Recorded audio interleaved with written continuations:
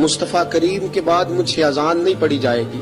آپ نے واقعہ سن رکھا ہے کہ ایک بار صحابہ نے بلایا، دوبارہ آئے، حضور خواب میں ملے، کہا بلال تو آتا کیوں نہیں؟ بلال چھوڑ کے چلے گئے تھے، فرمایا اب میرا یہاں دل نہیں لگتا۔ ملک شام کے شہر حلب میں چلے گئے تھے، چھوڑ دیا تھا مدینہ منورہ، اب میری نگاہوں میں جچتا نہیں کوئی، جیسے میرے محبوب ہیں ایسا نہیں کوئی۔ حضور خواب میں ملے، آئے مدینے، حضرت بلال آخری بار، لوگوں نے کہا اذان پڑھو، کہا مجھے وہ اذان بھول ہی گئی ہے جو مجھے مصطفیٰ کریم کے زمانے میں پڑھا کرتا تھا، مجھ سے نہیں پڑھی جاتی، نہ مجھے کہو، میں کیسے پڑھوں؟ امام حسن اور حسین نے آ کے دامن تھاما نا، تو کہا بیٹا میں تمہاری نانی کا بھی نوکر رہا ہوں، میں تمہاری ماں کی چکی بھی پیستا رہا ہوں، مجھ سے کوئی فرمائش نہ کر ڈالنا، میں نے نوکری کی ہے، اور مجھے اگر اللہ نے توفیق دی تو میں تمہارے بچوں کے پیر بھی دھویا کروں گا۔ لیکن امام حسن رضی اللہ تعالیٰ عنہ نے فرمایا بلال ایک بار تو اذان سنانی پڑے گی۔ سنائی بلال نے اذان۔